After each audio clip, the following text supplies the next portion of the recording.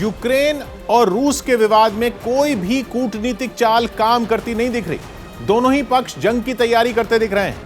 रूस की हर चाल आग में घी डालने का काम कर रही है। पहले से रूस की सेना की मौजूदगी की वजह से यूक्रेन की सीमाओं पर तनाव है। ऊपर से बेलारूस में रूस का अभ्यास जंग का माहौल तैयार करने में कोई कसर नहीं छोड़ रहा, जिसकी तस्वीरें भी खुद रूस का रक्षा मंत्रालय ही जारी कर रहा है। रूस के रक्षा मंत्रालय ने ही युद्ध के अभ्यास का नया वीडियो जारी किया। यह वीडियो बेलारूस में चल रहे यूनियन रेजोल्यूशन 2022 का बताया जा रहा है, जिसमें रूस और बेलारूस दोनों की सेनाएं मिलकर अभ्यास कर रही हैं।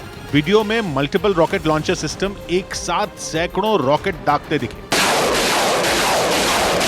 अभ्यास में बड़ी संख्या में रॉकेट लॉन्चर सिस्टम इस्तेमाल किए गए, जिनसे एक साथ रॉकेट दाग कर देखे गए। मतलब तैयारी किसी सामान्य अभ्यास जैसी नहीं, बल्कि किसी बड़ी जंग की तैयारी की दिखी। सेनाओं का अभ्यास कोई बड़ी बात नहीं। रूस और बेलारूस की फौजें इससे पहले भी साथ मिलकर अभ्यास करती रही हैं, लेकिन मौजूदा हालात में ऐसा अभ्यास दुश्मन को उकसाने वाला है। बेलारूस की सीमा से यूक्रेन की राजधानी का फासला केवल 90 किलोमीटर है। इसीलिए माना जा रहा है कि यूक्रेन और रूस का विवाद तेजी से विश्व युद्ध की तरफ बढ़ रहा है। ऊपर से रूस की तरफ से एक बड़ा ऐलान किया गया, जो एक तरह से यह दिखाने वाला है कि रूस को अमेरिका या नाटो की नाराजगी से कोई फर्क ही नहीं पड़ता, क्योंकि रूस अपनी मिसाइलों की ड्रिल मतलब अभ्यास करने वाला है। सेना की तैयारियां परखने के लिए भी आमतौर पर मिसाइलों को चलाकर नहीं देखा जाता, लेकिन रूस अपनी मिसाइलों को चलाकर देखेगा। जो मिसाइलें इस ड्रिल का हिस्सा बनेंगी, उनमें बैलिस्टिक मिसाइलें भी होंगी और क्रूज मिसाइलें भी होंगी, लंबी दूरी की मिसाइलें भी होंगी और छोटी दूरी की मिसाइलें भी होंगी। मतलब एक तरह से ताकत का प्रदर्शन होगा। सबसे बड़ी बात यह, व्लादिमीर पुतिन खुद इस अभ्यास को देखने के लिए पहुंचेंगे। रूस में राष्ट्रपति ही सेनाओं के कमांडर इन चीफ भी होते हैं। साफ है कि इस अभ्यास का मकसद अपनी ताकत को परखने से ज्यादा ताकत का प्रदर्शन करना है, ताकि अमेरिका और यूक्रेन पर दबाव बनाया जा सके। और यह तैयारी साफ करती है कि रूस मानकर बैठा है कि जंग तो होकर रहेगी। सैटेलाइट से ली गई ताजा तस्वीरें भी यही बताने वाली हैं कि रूस के सेना को पीछे बुलाने के दावों में दम नहीं है। सैटेलाइट से ली गई ताजा तस्वीरें इशारा करने वाली हैं कि रूस की सेना की मौजूदगी पहले से कहीं ज्यादा है। करीब 15 दिन पहले भी रूस की सेना की सैटेलाइट से ली गई तस्वीरें अमेरिका ने जारी की थी। उन्हीं तस्वीरों के जरिए यह पता चला था कि रूस की फौज ने अपने सैनिक और जंग का सामान ही सीमाओं पर नहीं भेजा, बल्कि मजबूत कैंप तक बना लिए हैं। अब सामने आई ताजा तस्वीरें उससे भी ज्यादा हैरान करने वाली हैं। बेलारूस और क्राइमिया की सीमाओं के पास की ये तस्वीरें दिखाती हैं कि रूस की सेना सरहदों पर पूरी बस्ती बसा चुकी है। तस्वीरों में सैनिकों की बहुत बड़ी संख्या दिख रही है। अभी तक अमेरिका दावा करता रहा है कि रूस के करीब 1.5 लाख सैनिक सीमाओं पर तैनात हैं, लेकिन सैटेलाइट की तस्वीरें सामने आने के बाद दावा किया गया कि यह आंकड़ा इससे कहीं ज्यादा बड़ा हो सकता है।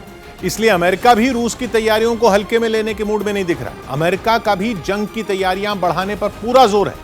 इसी वजह से यूक्रेन की सीमाओं के पास सेनाओं को पहुंचाने का काम अमेरिका और नाटो के बाकी सदस्य देशों ने तेज कर दिया है। अमेरिका ने F-35A फाइटर प्लेन जर्मनी में भेजने का फैसला लिया। जर्मनी में अमेरिका की वायुसेना पहले से मौजूद है। दावा किया जा रहा है कि इस बार इन फाइटर विमानों का एक दस्ता जर्मनी भेजा गया है। एक दस्ते में 18 से 24 के बीच फाइटर प्लेन होते हैं। जर्मनी से यूक्रेन की सीमाएं ज्यादा दूर नहीं है। बीच में पोलैंड है, जहां नाटो की फौजें पहले से मौजूद हैं। असल में पोलैंड और लिथुआनिया ही वो देश हैं जिनकी यूक्रेन से लगती सीमाएं अमेरिका के लिए सबसे अहम हैं, क्योंकि इन्हीं सीमाओं पर अमेरिका और सभी नाटो देश अपनी अपनी सेनाओं को पिछले 1 महीने से भेज रहे हैं। मतलब यह कि अगर यूक्रेन की उत्तरी, पूर्वी और दक्षिणी सीमाओं को रूस ने घेरा हुआ है, तो पश्चिमी छोर की एक बड़ी सीमा पर यूक्रेन के सहयोगियों की फौजें मौजूद हैं, जो रूस को जवाब देने के लिए लगातार अपनी मौजूदगी को बढ़ा रही हैं।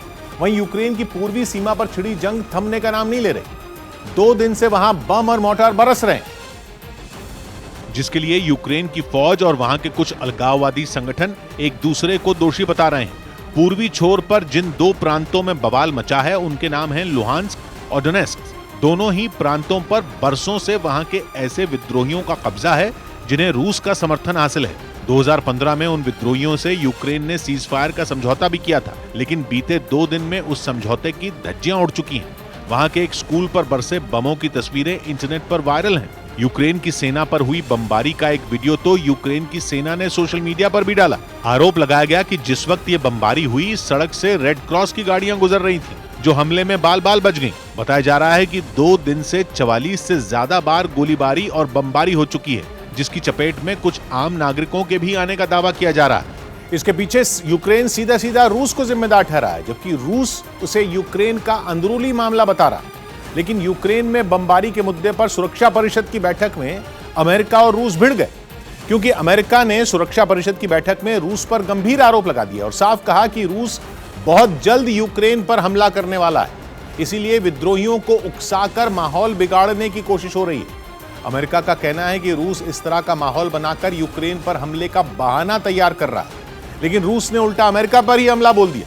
रूस ने आरोप लगाया कि यूक्रेन तो नाटो के साथ मिलकर साजिश रच रहा है, इसीलिए उसने 2015 का समझौता भी तोड़ दिया और खोट उसकी नीयत में माना जाना चाहिए, जिसने सालों पुराना समझौता तोड़कर बम बरसाए हों। यूक्रेन पर यह आरोप रूस ने लगाया।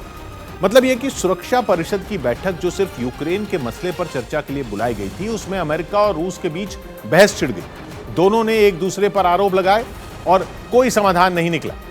इसलिए केवल अमेरिका ही नहीं, बल्कि अमेरिका के सहयोगी देश भी लगातार पुतिन पर दबाव बनाने की कोशिश में लगे रहे। अब अमेरिका ऐसी चालें चल रहा है जिसके जरिए बिना हथियार चलाए ही रूस को बैकफुट पर धकेला जा सके, जिसके लिए बाइडेन ने मोर्चा संभाल लिया। बाइडेन ने फिर दोहराया कि रूस की तैयारी यूक्रेन पर हमला करने की है। Every indication we have is they're prepared to go into Ukraine, attack Ukraine. इससे पहले से अमेरिका आर्थिक प्रतिबंधों की बात कहकर पुतिन पर दबाव बनाने की कोशिश में लगा है। Nord Stream 2, the pipeline that would bring natural gas from Russia to Germany. If Russia further invades Ukraine, it will not happen.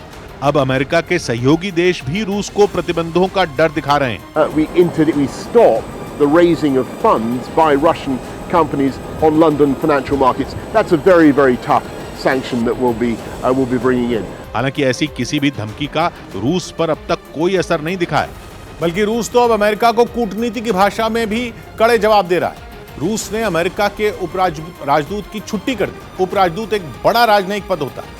रूस में अमेरिका के दूसरे नंबर के सबसे बड़े राजनयिक अधिकारी। रूस ने बिना कोई कारण बताए उन्हें मॉस्को छोड़ने का आदेश दे दिया। दूसरी तरफ रूस ने एक बार फिर दावा किया कि वो यूक्रेन की सीमाओं के पास से अपनी सेना को धीरे धीरे वापस बुला रहा है, जबकि सैटेलाइट से आई नई तस्वीरों के आधार पर अमेरिका ने दावा किया कि अब रूस के 1.5 लाख नहीं बल्कि 1,90,000 सैनिक यूक्रेन की सीमा के पास तैनात हैं। दूसरी तरफ रूस पर दबाव बढ़ाने के लिए यूरोप, कनाडा और नाटो के नेताओं के साथ अमेरिकी राष्ट्रपति एक वर्चुअल बैठक करेंगे, जिसमें कोई बड़ा फैसला हो सकता है।